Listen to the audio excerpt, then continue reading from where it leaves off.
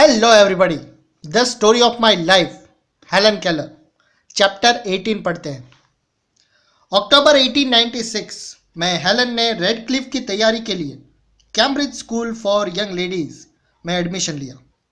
जब वो एक छोटी लड़की थी और वेलेस्ली घूमने गई थी तो उसने ये बता के सबको सरप्राइज कर दिया था कि एक दिन वो कॉलेज जाएगी और हार्वर्ड की डिग्री लेगी।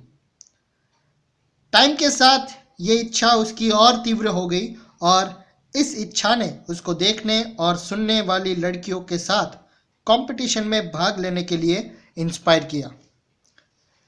उसने डिसाइड किया कि वो कैम्ब्रिज जाएगी।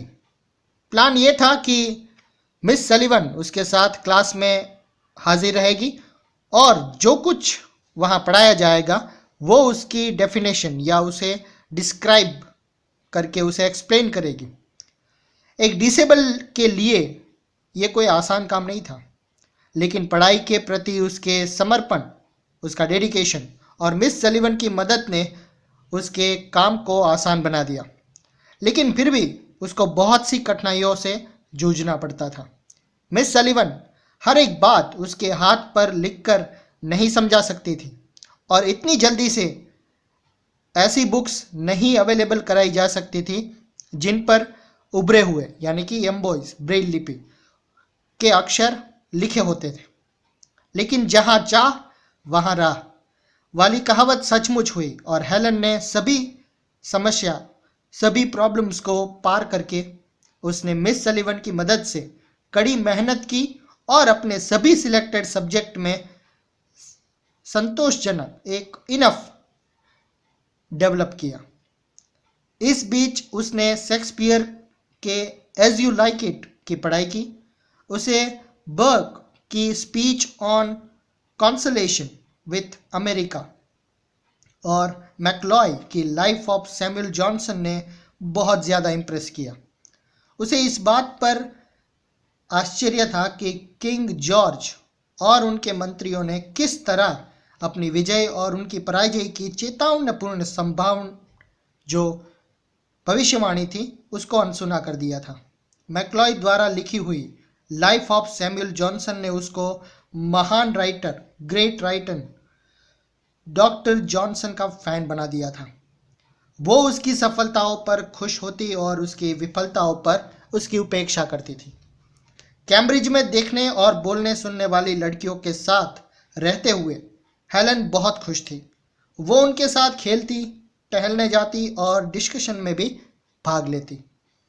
कुछ लड़कियों ने उसकी बात समझना सीख लिया था, इसलिए मिस सलीवन को हर एक बात समझाने की ज़रूरत नहीं पड़ती थी। रेडक्लिफ के लिए उसकी शुरुआती एग्ज़ाम 29 जून से 3 जुलाई तक हुई। वहाँ एग्ज़ाम की उनकी अपनी अलग मेथड थी। स्टूडेंट को 16 आवर्स 16 घंटे एग्ज़ाम पास करनी होती थी, जिसमें 12 घंटे एलिमेंट्री कहलाते और 4 घंटे एडवांस कहलाते थे। स्टूडेंट को 9 बजे से पहले पेपर दिया जाता था, जिसके एक विशिष्ट मैसेंजर के माध्यम से हार्वर्ड से रेडक्लिफ ले आया जाता था। यानी कि पेपर्स हार्वर्ड से रेडक्लिफ आते थे, एक आदमी लेकर आता था। हर एक स्टूडेंट को एक रोल नंबर दिया गया था। हेलन का नंबर 233 था। क्योंकि हेलन टाइपराइटर का उपयोग नहीं करती थी या करती थी, इसलिए उसके बैठने की अलग व्यवस्था थी। वो टाइपराइटर यूज़ करती थी और उसकी आवाज़ से सबको डिस्टर्ब ना हो, इसलिए उसका अरेंजमेंट एक अलग रूम में किया गया था। उस कमरे की दरवाजे पर चौकीदार रहता था। एक टीचर उसको क्वेश्चन पेपर पढ़कर सुनाता और हेलन उसका आंसर लिखती थी।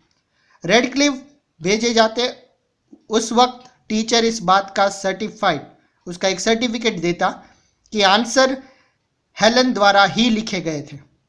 हेलन ने सभी शुरुआती एग्जाम्स इस तरह दी और इंग्लिश, हिस्ट्री, फ्रेंच, जर्मन और दूसरे सब्जेक्ट में सफलता प्राप्त की।